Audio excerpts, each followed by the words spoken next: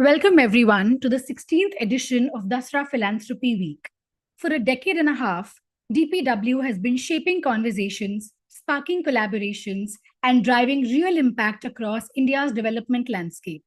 And today, we kick off another incredible week, one that challenges us to think bigger, act bolder, and reimagine India's future together. As we move closer to India's centenary of independence, DPW 2025 is a platform for us to collectively envision a future rooted in equity, resilience, and opportunity for all. This year, under the theme Rising at 2047, we are bringing together visionary leaders, philanthropists, and change makers to explore bold, collaborative solutions to systemic challenges and drive inclusive growth. And this year, DPW is bigger than ever. We're hosting 40 plus convenings, both virtual and in person, with 120 plus thought leaders, 1,000 plus stakeholders, and 20 partners, while also expanding to Bangalore for the first time. With the lens of India for the world for India, our discussions will dive deep into equity, collaboration, inclusion, innovation, measurement, and sustainability. Before we dive in, here are a few housekeeping reminders to ensure a seamless experience. To maintain clear audio and speaker focus, participant mics and videos have been disabled. Please respect speaker privacy and refrain from sending personal messages. Use the chat feature to ask questions and engage in discussions. If you face technical issues, send a private message to the host for assistance. Hindi translation is available throughout the session. Simply press the globe icon on the screen to access it. Thank you once again for joining us. I'm Prachi and I anchor philanthropy mainstreaming and thought leadership at Dasra. Today's session is centered on professionals as a rising force in Indian philanthropy. As India's economic growth is increasingly shaped by first-generation wealth creators, leaders in technology, finance, law, consulting, and medicine, among others, we're also seeing another exciting shift. Many of them are going beyond professional success to actually give back to society, contributing their wealth, skills, and networks towards social change. Yet, this segment remains untapped. At Dasra, we've seen growing interest among this cohort to engage in structured giving, but key questions remain. What drives their philanthropy? What barriers hold them back? And how can we unlock their full potential to contribute to India's development? To explore these questions, Dasra, in partnership with Social Venture Partners India, conducted a study titled Understanding the Giving Behaviors of Professionals in India. This study is inspired by a similar study conducted by Stanford Center on Philanthropy and Civil Society in the US context, which examined how high-earning professionals approach their giving. We did this in similar context to India, where we understood questions around how are they engaging and what more can be done to encourage their giving.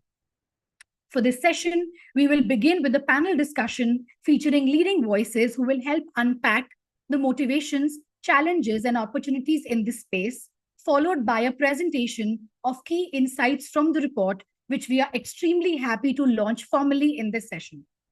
Without further ado, I'm honored to introduce our distinguished panelists who bring deep expertise and unique perspectives on this important topic. Our first speaker is Micah McIlroy, who is the Associate Director of Research for the Effective Philanthropy Learning Initiative at Stanford PAX. He's interested in the factors that shape philanthropic practice with the broader goal of ensuring that philanthropy nurtures an egalitarian and democratic society. Next, we have Nandini Mirani, who has worked in consulting, the paper industry, and the social impact sector. She was part of the founding team at Growtrees.com and is currently vice chair at Mulji Patel Urological Hospital in Gujarat and the director of her family's Mirani Philanthropy Foundation. She's a student of Vedanta and has co-authored the book Finding Meaning in Life with the Bhagavad Gita. I'd like to now introduce Prasad Baji, who is a board member and chair of Mumbai chapter of SVP India, India's largest engaged philanthropy network for individuals, a founding member of IIT, an IITian-led organization to enable national scaling of social programs, and a board member of 3 nonprofits, namely Atma, FMCH, and Apnale. He has previously worked at ICICI, Edelweiss, and JSW in the finance domain and comes with 29 years of experience in the social and corporate sectors. Last but not the least, I'd like to invite Richa Singh, who is the CEO of Give.do, the retail fundraising arm of Give. Previously, Richa held senior product roles at Pearson and a VC-funded company.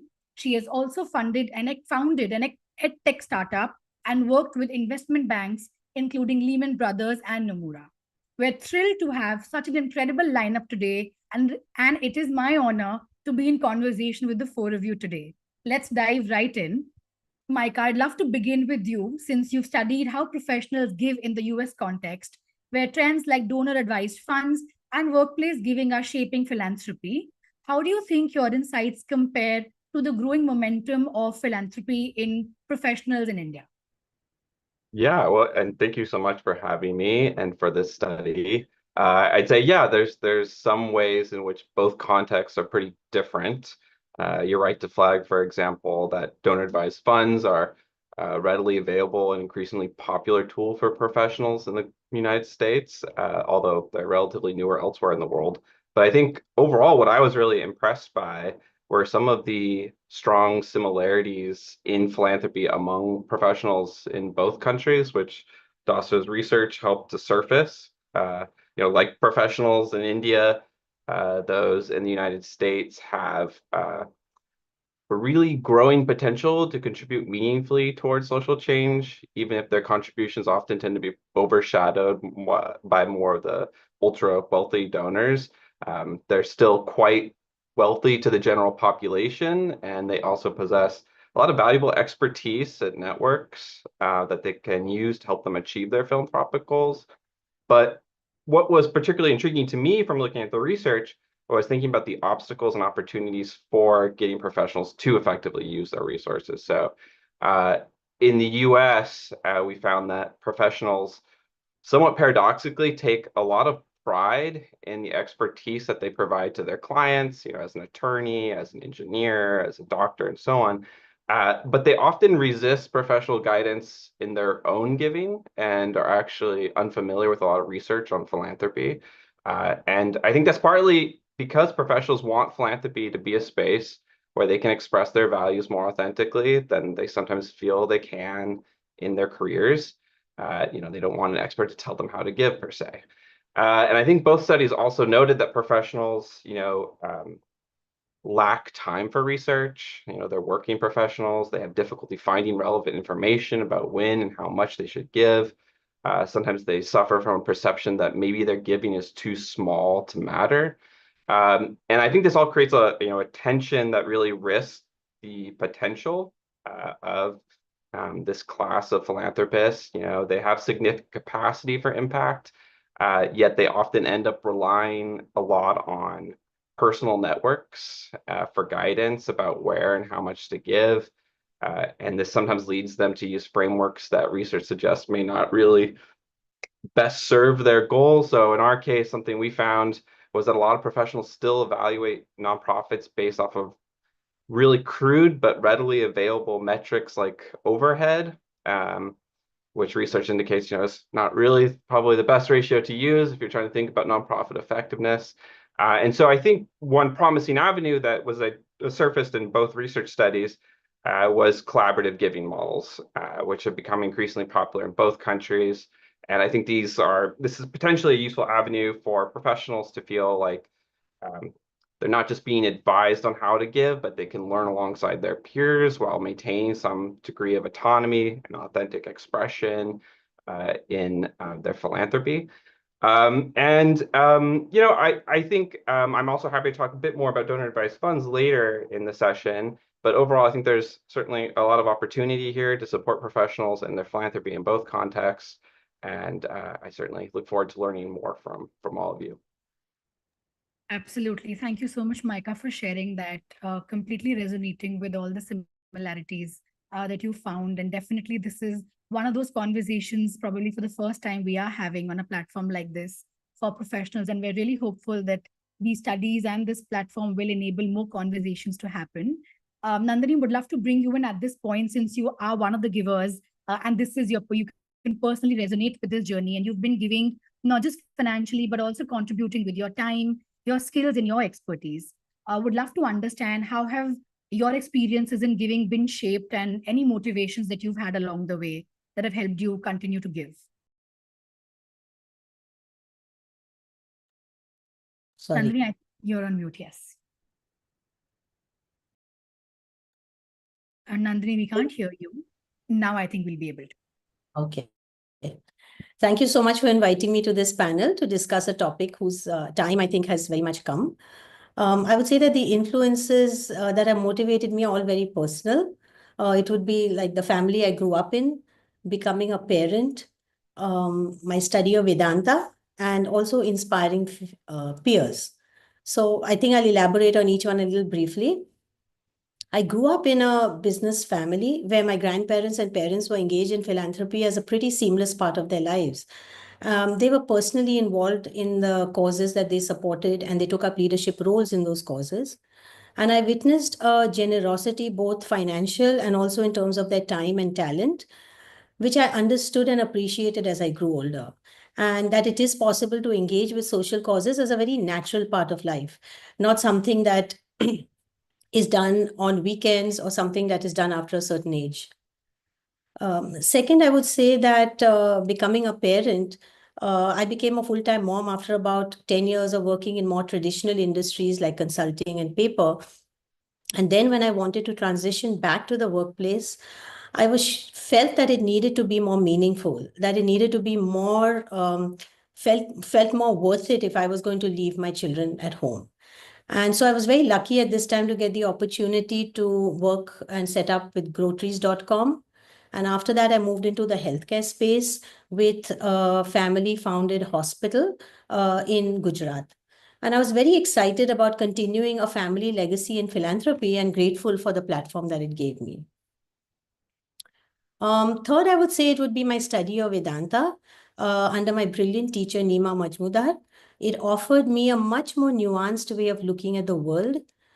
It focuses on greater good and provides great clarity on an individual's duties and responsibilities in an interconnected universe. And it also teaches that real giving is giving when you give something that's of value to you. And last but not the least, I would say it's being inspired by friends and peers. There's so many role models doing such impactful work with great dedication. So I would say that it's all of these factors combined that keeps me connected to the social impact ecosystem, and it does make life more meaningful. Thanks, Nandini. It's lovely to hear that and resonating, and actually adds more value to people like us who research this and want to understand this and write about it. Richa, would love to bring you in at this point, since while you work at Give, it gives you a macro perspective of things at the ecosystem level. And professionals have been engaging with platforms like Give to start their giving journeys, right? So from your perspective, if you can elaborate on how are they interacting with these platforms, and what are the kind of trends you are seeing shaping the giving of this cohort, but also specific to the fundraising platforms that the tech savvy and that make it easy for them to start their giving journeys. Yeah, thanks, Prachi. Thanks for inviting me here. I think very similar things that I will also talk about, and good to hear that we are seeing similar trends in heard similar things from Nandini and others as well. So if you look at these platforms, most of the donors, I mean, it's a huge age group, right? 25 to 55. We get donations from all of them, both men and women, 50%, 40, 55%. And all across India, but majority of them is still from tier 1 cities. And if you look at their persona, it's all professionals, at different stages of their career, but 80% of them are professionals. And everybody is donating a small amount. Of course, the ticket size is small. I mean, we're talking about retail giving here. And I think the donations is still impulse, right? I mean, they're not really thinking about a structured giving when they donate on these platforms. They discover a story about an NGO or something, or about us on social media. They're driven by the storytelling and they come and donate on the platform. So I think it's still a impulsive emotional decision. While the numbers of beneficiaries and the impact data, etc., help them visualize the scale, what really converts them from a potential donor to a real donor is that impactful storytelling, the founder stories, where they're able to state, relate with the founder and relate with the why behind a certain organization, what they're doing. That is what we have seen. Most of them prefer one-time donations. I have seen only a very small percentage convert to recurring giving. I mean, choosing recurring giving on the platform. We see a huge surge in donations when there are events like Diwali or Pitru Paksh. So I think there is this event-based giving is something that we do see on the platform. And that is where we do see a lot of tier 2, tier 3 donors as well coming on the platforms and donating that small amount. Professionals again in that age group. Professionals or business owners mix, right? The topics in the cause areas that pick up are, of course, they donate to multiple causes, but disasters or topical issues, right? Topical themes pick up very quickly in terms of donations on these platforms. What we have understood from these donors is that they really value the ease of able to donate a small amount and also the discovery aspect of it, that in a few clicks, they are able to figure out a cause area and NGO and they're able to donate. We get a lot of questions around trust because, online giving is still still in its early stages in India, right? So we do get a lot of questions around trust, that how do we trust this NGO because they have not heard about the NGO? How do they trust that the money will be used for the right purposes? And that is where and especially from the first time donors on the platform, and that is where when we educate them about the due diligence process, the things that we do before we onboard an NGO, that is where they develop the trust on the platform. The way in e-commerce now we have trust on certain platforms, we don't really care about who the seller is, right? If you're buying it from Amazon, you'll buy it from a new seller as well. So I think a similar kind of trend we see. I think one thing that I'm just digressing a little bit, but because we're talking about this information, I think what India lacks is that this structured data around nonprofits, while platforms like even on Give, we have Give Discover, where we have NGO data, or GuideStar India, they do try to fill that gap. But there are no reliable sources when it comes to especially financial data, unlike US and India, right? I think that's a very big void, and nobody really knows how to fill that.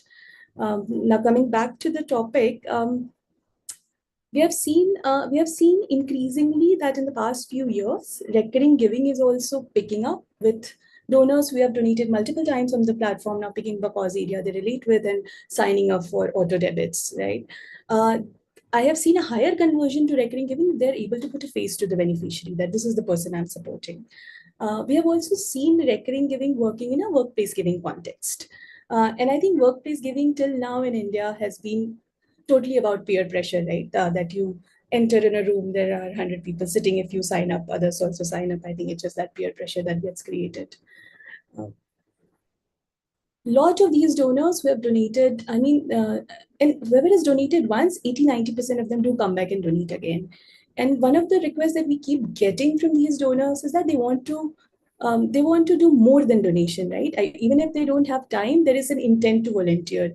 There is an intent to fundraise. We get a lot of requests of, we want to visit this NGO. So that's something we do get a lot.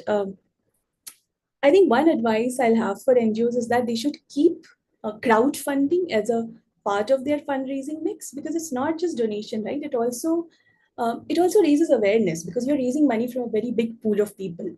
So it also raises awareness, and that money comes without any color. So yeah, and happy to elaborate more as we talk. Back to you. Absolutely. Thank you, Richa. Thank you so much, and resonated with a lot of points that even people in the interviews actually shared with us while we were trying to gather insights for the study.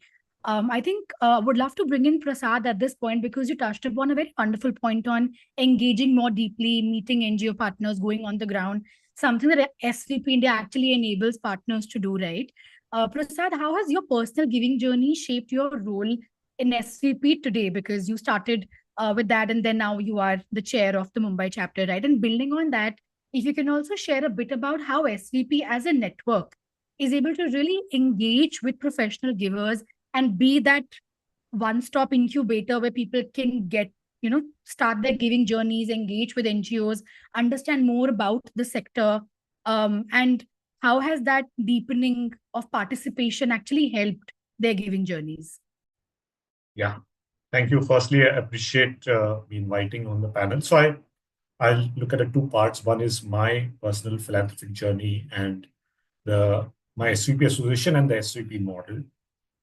I think I'm blessed, I would say, in terms of the start I got, the education I got, the opportunities I got, and really lucky to therefore build a somewhat successful corporate career.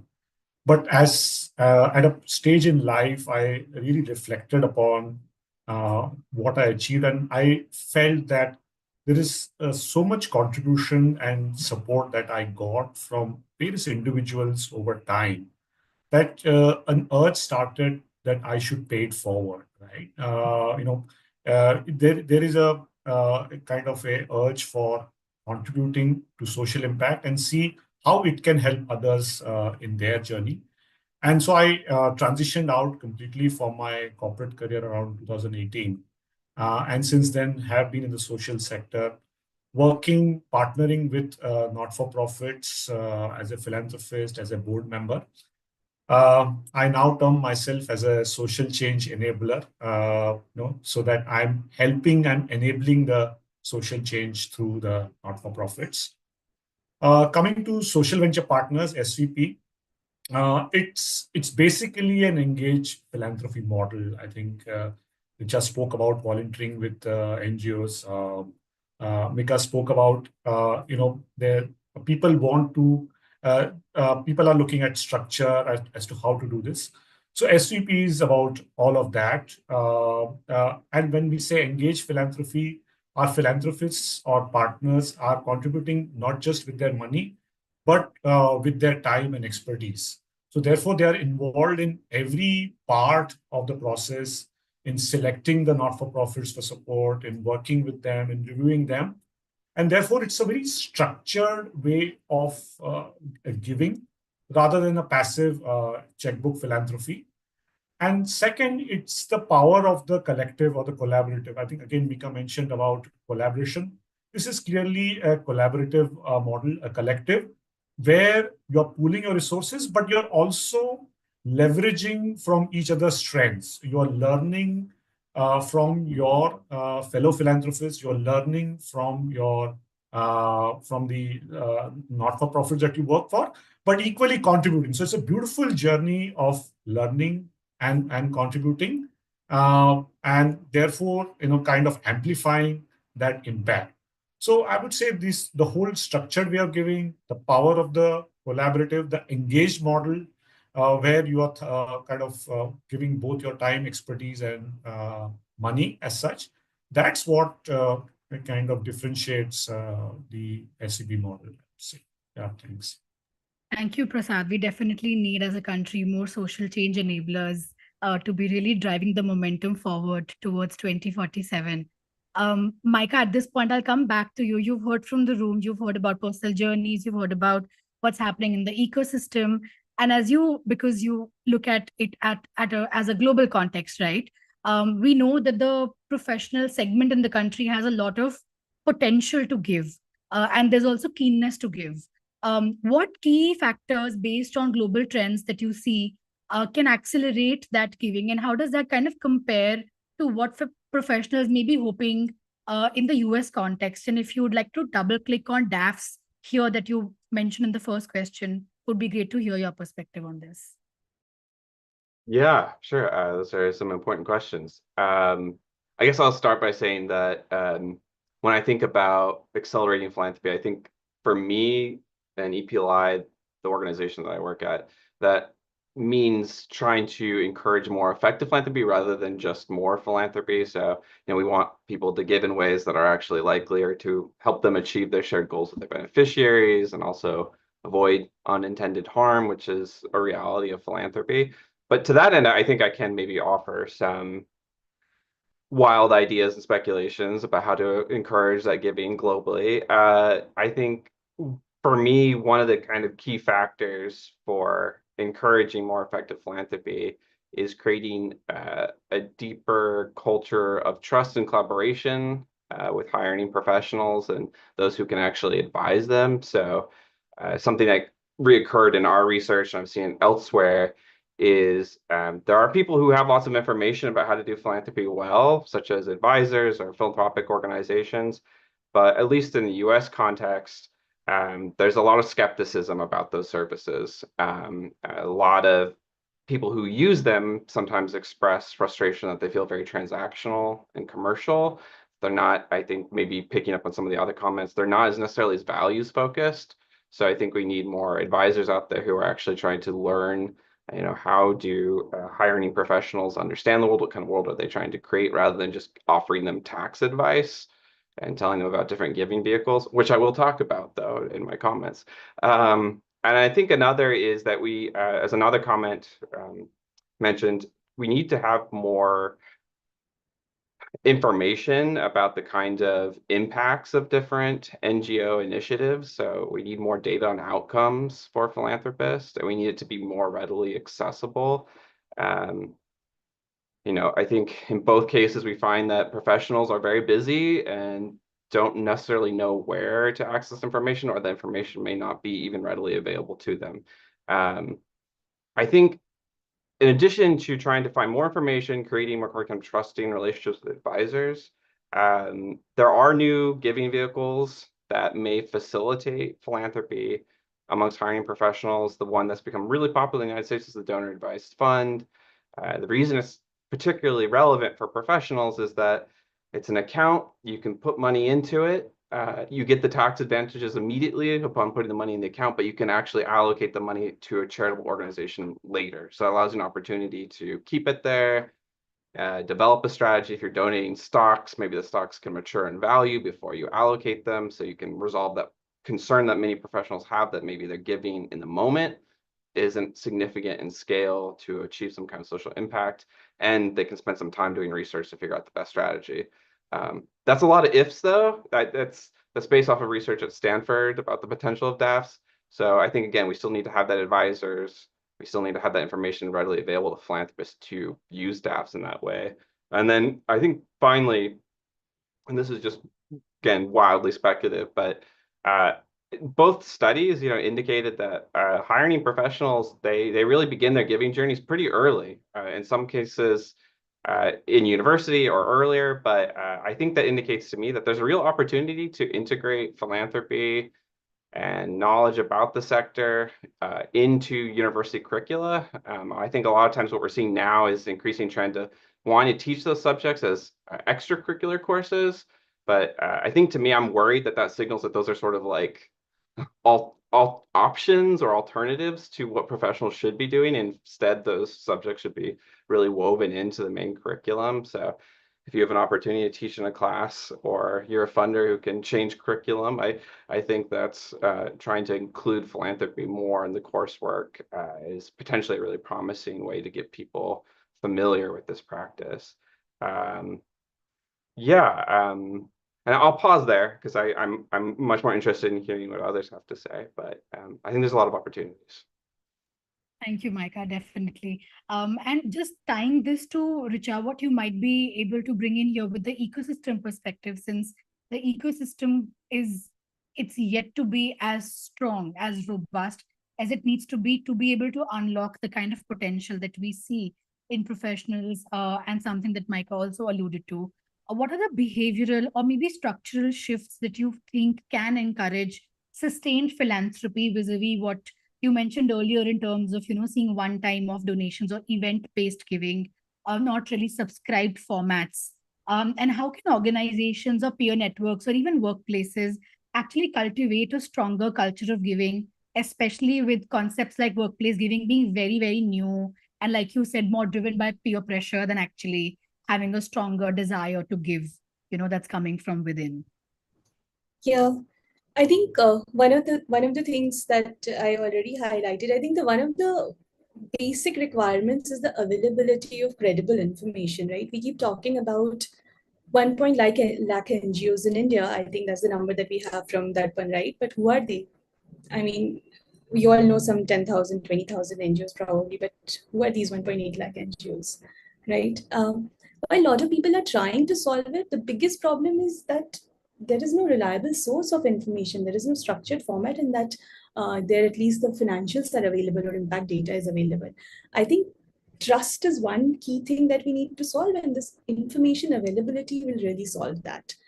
And I think one of the things that Mike also highlighted is that when I think of philanthropy, I think of it as a part of somebody's social profile, right? That they do volunteering, they engage with an NGO, they provide support, they do fundraising, and they also make donations, right?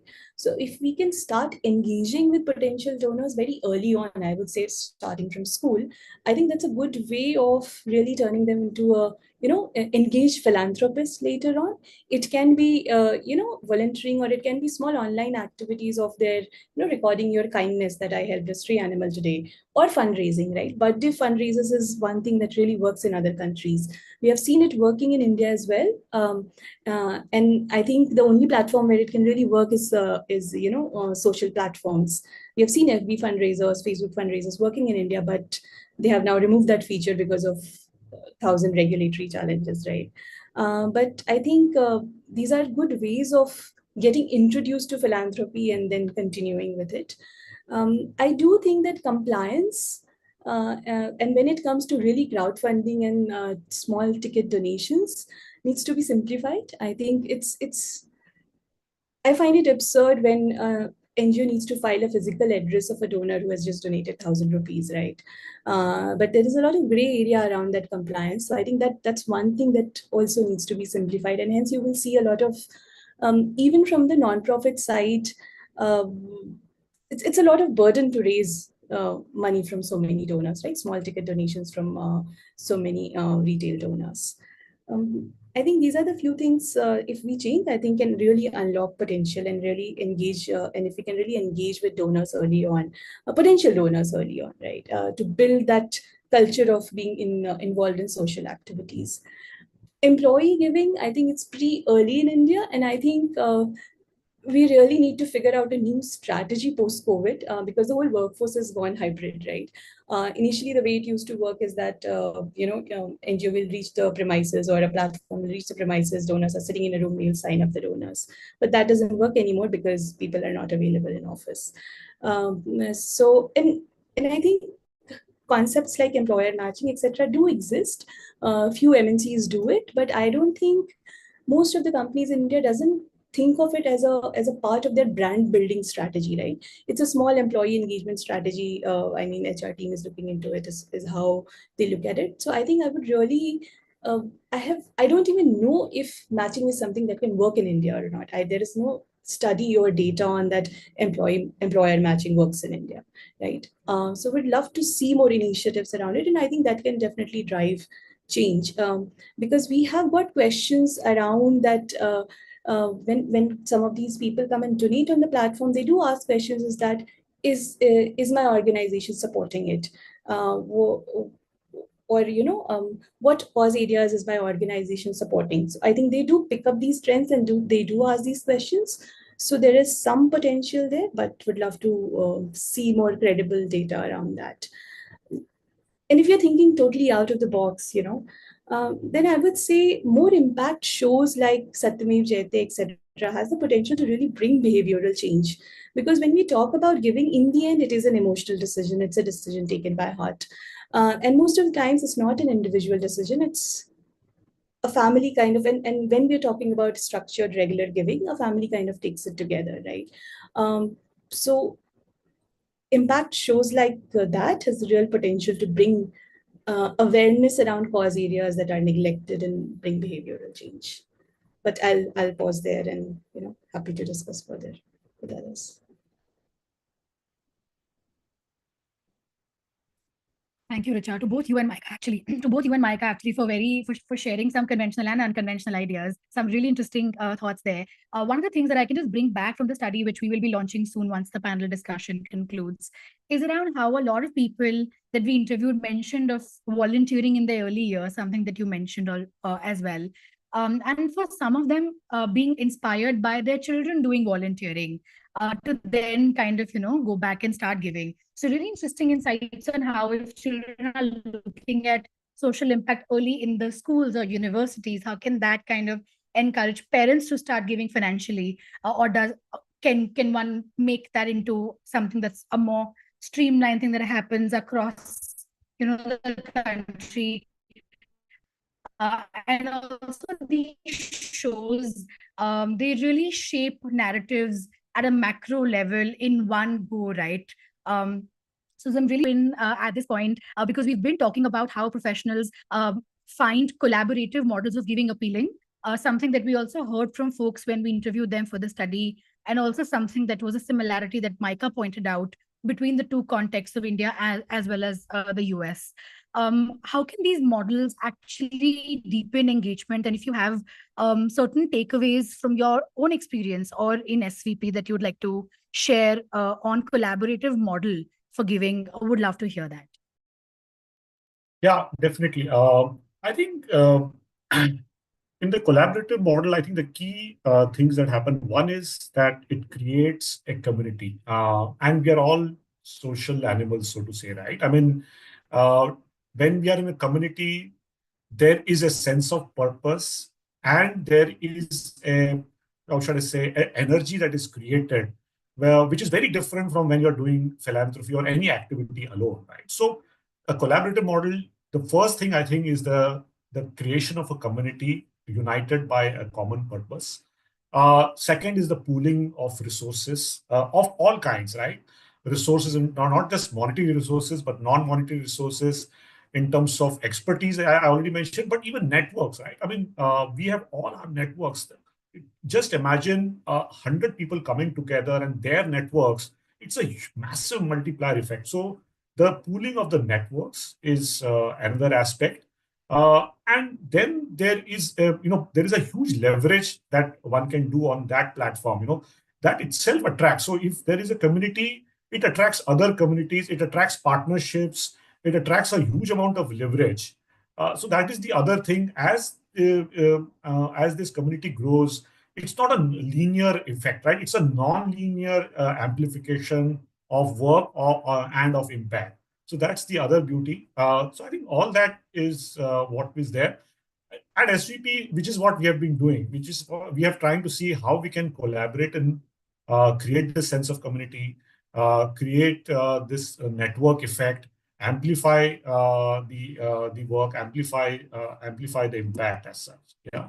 So that's what I would say is really something that helps deepen our engagement and drives more participation. Thank you, Prasad. Nandini, would love to hear from your personal perspective, since what Prasad shared is more around, SVP and the network, and you're also part of the network, right? But from your personal perspective, if you have to think of how will you feel more supported as someone who is a professional engaged in philanthropy, what support systems could actually help enable your journey to actually accelerate, and how can that be made possible? Yeah, I would think that the key to this is exposure and engagement. So exposure to work on the ground and then eventually a clear pathway to engage. So I do think that networks like SVP are very, very helpful to mitigate risk and also amplify the impact of an individual funder. As an individual funder, I think it's very difficult to support organizational development or say experimental pilot programs in small NGOs, but with pooled resources, it's really possible. And I also think from my experience at SVP that it's a win-win for both sides, because the NGOs receive the funds and they also, have a network of professionals to tap into. And the professionals are able to engage with confidence because they can lean on the administrative support and the peer network that an organization like SVP brings. I also love the wide exposure, the exposure I got to a very wide range of NGOs through SVP, and learning from other seasoned partners on how they evaluate and engage with the beneficiary organizations. And so I think organized networks are a great way to kind of wet your feet before you develop the confidence to swim out on your own. Also, I would say that from my own personal experience in observing grassroots NGOs is that the problems that they face are very complex, the solutions are very multi-pronged, and the timelines need to be very flexible. And when we come from a corporate background, there's a tendency to focus on more structured solutions and timelines.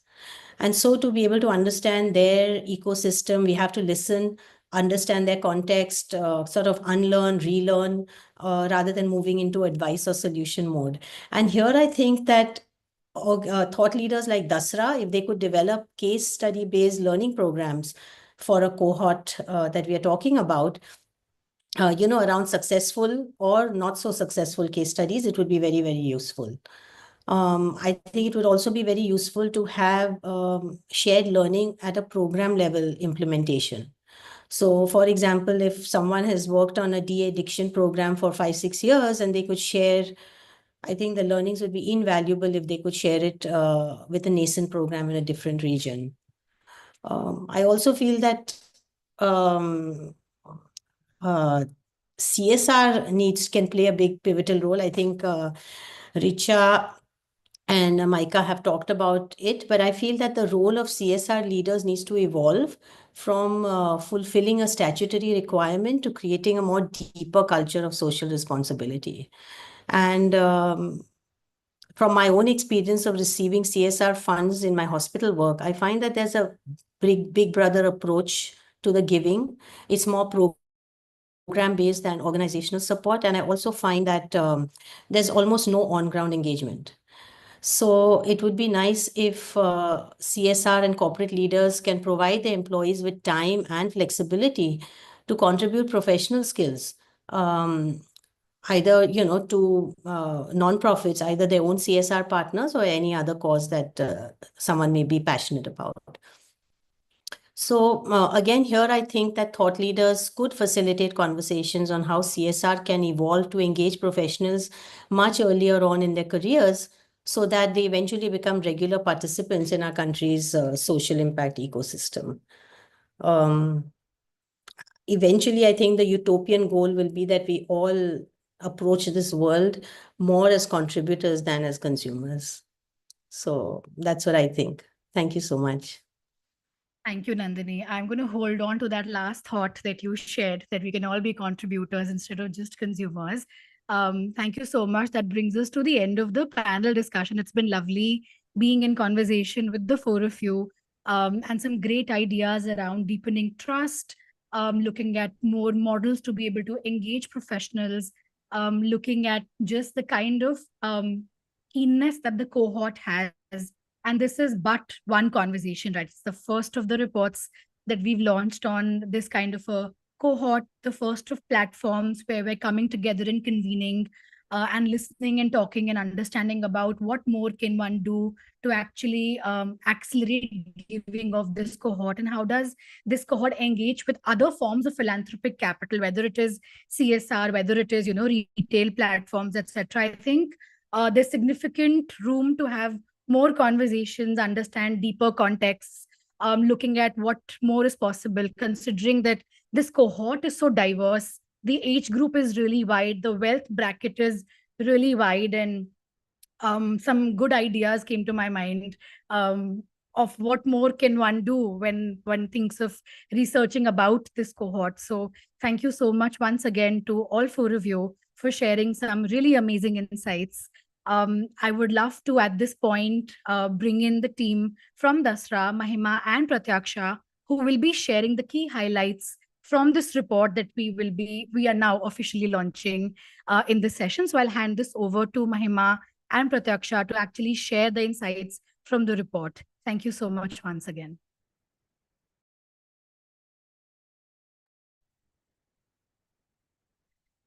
Hello, everyone. That was a terrific conversation and leads us nicely into sharing the report that our team has had the pleasure of working on over the last few months. We are so excited to launch Understanding Giving Behaviors of Professionals in India report in partnership with SBP India. To start with, for this research study, as already discussed, we identified professionals as mid to senior level executives and C-suite professionals who are engaged in philanthropy. Through this study, we aim to understand the philanthropic behaviors of professionals in India.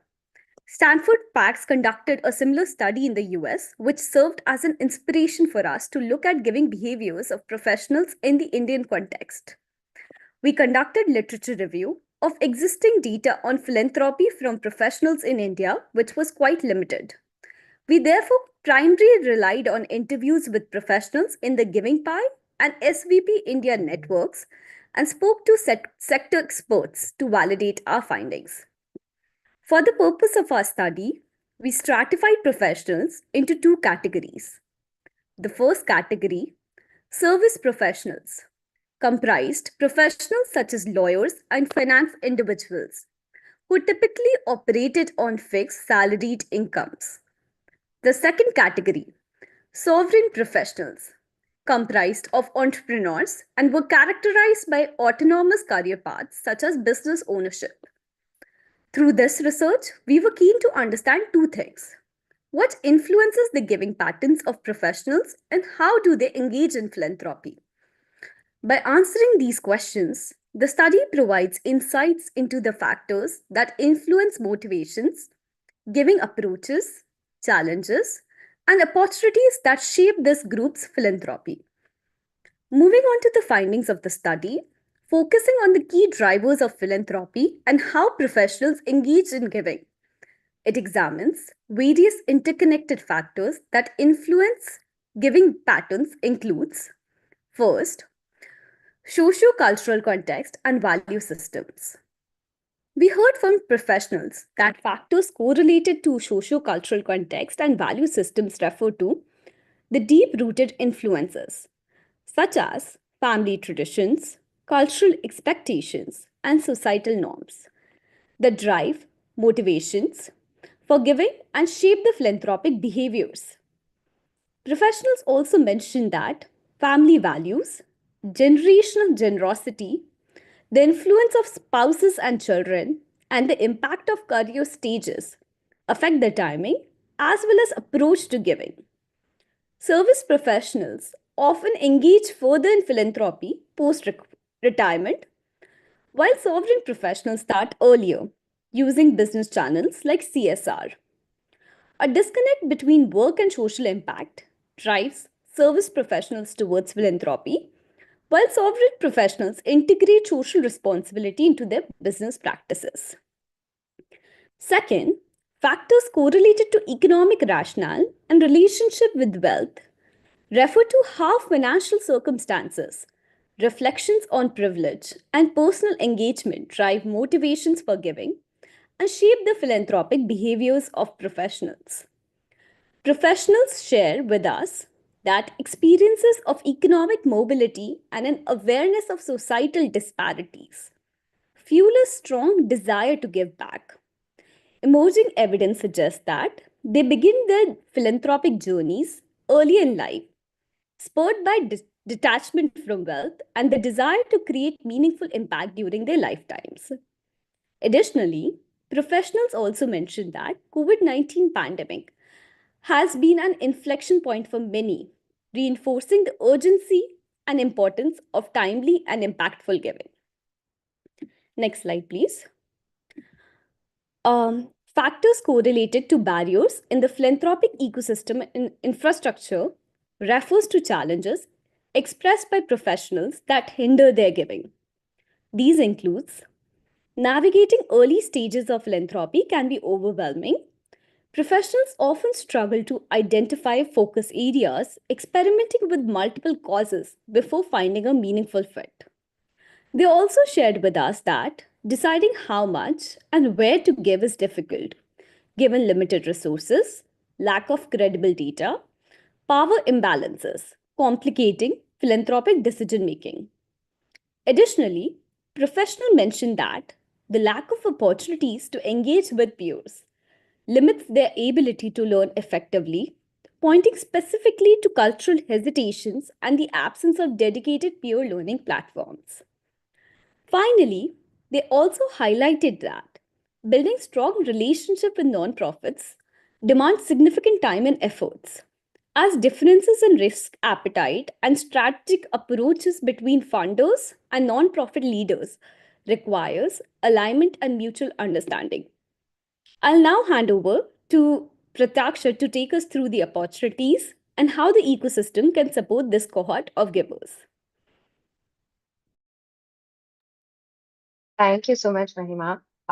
It's so nice to be able to chat about our research and some of where it came from. And as we've taken you over motivations and certain barriers that professionals face when they start engaging with giving, and in terms of trying to make it a more sustained affair, we also found that there are some incredible opportunities, some that are unique to this cohort, and others that overall kind of speak to how India's philanthropy ecosystem can be strengthened that involve working with this cohort closely. So that's what I'm going to be going over first.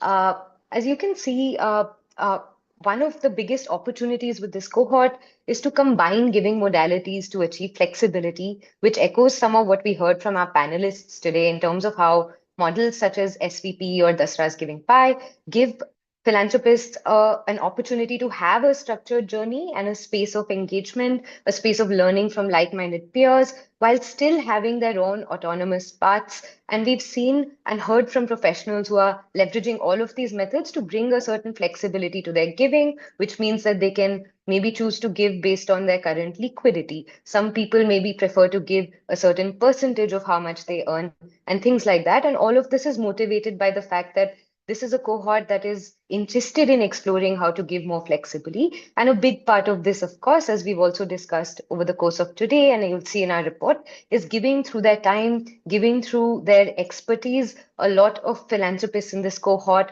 who are trained in certain skills, who are successful in their careers on the back of those skills, are then able to strategically advise nonprofits and are very invested in expanding and making more flexible what their impact can look like through their giving, which was very, very interesting and heartening to learn. The next point, deepening engagement through non-financial contributions, like I said, also kind of pertains to exactly this, which is that professionals come with a certain rigor, a certain experience, a certain expertise. And we heard a broad range of things from our participants, whether it's about how they're able to kind of just at a strategy or a consulting with nonprofit sort of level input, but also in some cases where they're able to bring very, very specific skills, such as bringing skills from fields such as accounting and finance, or skills from legal professions and backgrounds, and really use them to strengthen nonprofits' core competencies and help them maximize and scale impact to a perhaps greater degree than resources that are financial alone could possibly do. The next thing we learned that was very heartening is that prioritizing underserved regions is a big priority for professionals in India, in the sense that there is this understanding that India is a geography, a country of disparities, that there are regions that deserve attention. And so the motivation to give for this cohort isn't just limited to what they can see around them and the causes that are local to them, but increasingly sort of urge to look into what kind of geographies really require this support and how to create sustainable models in areas that are underserved, that need these resources the most and with most urgency. Finally, we also heard about collaborative giving, which has, of course, been a running thread throughout this session, throughout our learnings on this report, and you'll find quite a lot about this in our report as well. Leveraging collaborative giving to scale impact from the simple premise of it allows you to have a smaller ticket size. For instance, you can contribute X amount, and then if 5 more philanthropists contribute the same amount with you, then you're contributing 6x really to a cause. And this is where we see a lot of convergences with the need for more spaces where like-minded peers can get together, because this is also a cohort that we repeatedly heard that even though they sometimes, like Mahima just covered, don't find the space to engage in that kind of peer learning, we see them proactively engaging with SVP, engaging with Giving Pie, engaging with platforms like Give, because they really want to close that gap. And so in some ways, this is really an opportunity to build more spaces where professionals can do that. Moving on, we conclude in our report as well with how intermediaries and wealth managers can come in and support this cohort and where the opportunity really lies to work with them. I'm going to go over these quickly. One simple way is to seed bespoke advisory services that take into account the context of professionals, the fact that maybe their giving size is not massive, massive like a high net worth individuals will be, but at the same time that they probably and perhaps have more time, more passion, more interest, and that's what's driving them to philanthropy in the first place, rather than having maybe an excess of wealth and thinking about what to do with it. And hence these bespoke advisory services that don't focus just on financial forms of giving, that look at this cohort's motivations, could really help encourage their philanthropy. There's deepening donor engagement, which rings true for the ecosystem at large through ensuring that people have more and more sort of information, interfaces with the nonprofits they're working with, and can follow a more immersed model of the kind that models like SPP also prioritize. There's building peer networks, which I already spoke about briefly. There's also leveraging technology, which in addition to research and data, which is also listed here, also means how can we use platforms. We heard from Richa about Give and how platforms such as that, while there is room and opportunity to increase how much professionals are able to engage through them, we are seeing more and more newer cohorts of givers emerge because such platforms exist. There's also expanding volunteering opportunities to bring professionals and just the philanthropy ecosystem at large in closer contact with the causes that they're invested in, and helping them understand and then take more proactive decisions, and hence hopefully sustain decisions about the kind of philanthropy they want to do. With that, we come to the end of our session. We're very, very happy to announce that our report is up on the Dasra website. You can scan this QR code. Please do give it a read and get back to us. Tell us how you like our work. We're really, really happy and proud to be able to present on the philanthropy of a cohort that is emerging, growing, and will certainly be a big part of India's philanthropic future. Before we close, I would also like to gently let all of you know there's going to be a poll that pops up on your screen. Please respond to the poll, and please certainly do go have a look at our report. Thank you to all the panelists and the participants for today. Thank you so much, Dasra team.